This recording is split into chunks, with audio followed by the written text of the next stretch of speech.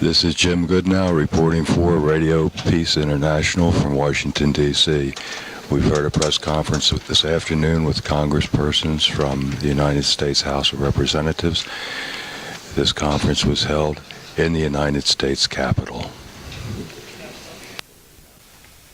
The following is a comment from the Institute for Public Accuracy. News release, Tuesday, May 25, 1999. War powers violation today, followed by a question mark. Washington, from all indications, today will mark the first time since enactment of the 1973 War Powers Resolution that a president has openly violated the termination requirements of that law. Airstrikes against Yugoslavia began on March 24th. The House of Representatives refused to give approval for the air war in a stunning tie vote of 213 to 213 on April 28th. Today, May 25th, marks 60 days since President Clinton gave Congress official notice. Under the War Powers Resolution law, if the President does not have explicit authorization, he has 60 days to terminate any use of forces. Legal scholars Michael Ratner and Jules Lobel, who litigated Dellums versus Bush, the case that forced President Bush to obtain congressional authority for the Gulf War in 1991, are currently representing U.S. Representative Tom Campbell, Republican of California, in the lawsuit Campbell versus Clinton, pending in federal district court for the District of Columbia. A hearing on this lawsuit is likely next week. In a joint statement released today, Ratner and Lobel said, "The President was violating the Constitution on the first day of the war.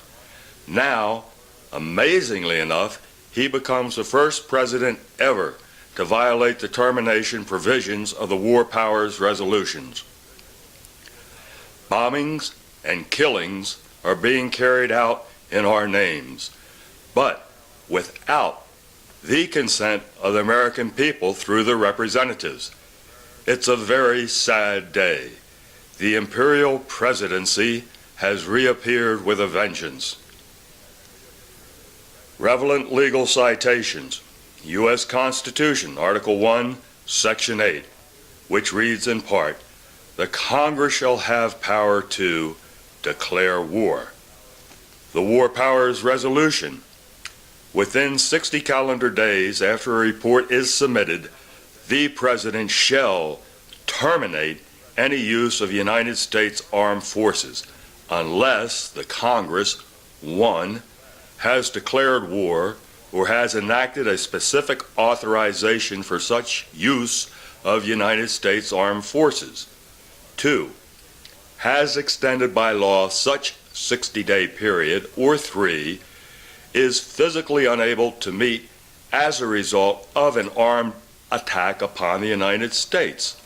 Such 60-day period shall be extended for not more than an additional 30 days if the President determines and certifies to Congress in writing that unavoidable military necessity respecting the safety of United States armed forces requires the continued use of such armed forces in the course of bringing about a prompt removal of such forces.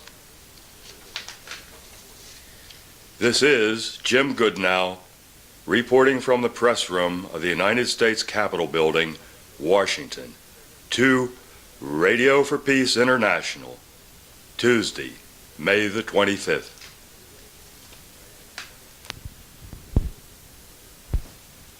This is Jim Goodnow reporting to Radio for Peace International from Washington, D.C. I have before me a copy of this morning's paper, The Washington Post, Wednesday, May 26, 1999. I find it kind of very unusual that in this paper, this Washington paper of renown, there is nothing mentioned of yesterday's press conference by the representatives that are challenging President Clinton's legal position on the war in the Balkans. Not only does the Washington Post not mention this press conference, but last night I watched the CBS Evening News with Dan Rather, one of the three major networks of the United States, and Mr. Rather and CBS did not mention one word about yesterday's press conference. I attended the press conference. I saw many TV reporters there. I saw print journalists there. I have a question. Why is mainstream press, both the electronic media, television, radio, and the print media, our newspapers, not covering this important issue? I would like to put out a plea to all peoples of the United States that listen to Radio for Peace International to contact at least 3 other friends, and in turn ask them to contact 3 other friends and listen to this broadcast from Costa Rica, so that they, or we, the American people, might be better informed on very crucial and critical issues that are facing our nation at this time.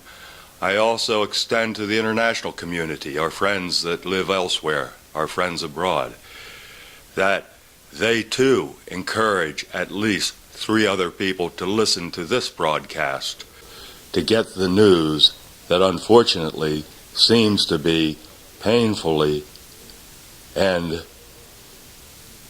I would say probably some kind of policy makes it that it's not reported to the American people.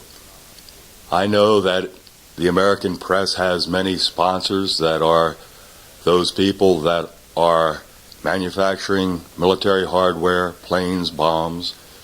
We know that there are heavy stockholders of some of our major networks that are defense contractors. I find this kind of sad and appalling that seemingly we're not getting through the true issues of what is happening now within our own country to the people of this country. Jim Goodnow, reporting from Washington, D.C. to Radio Peace International, Wednesday, May 26, 1999.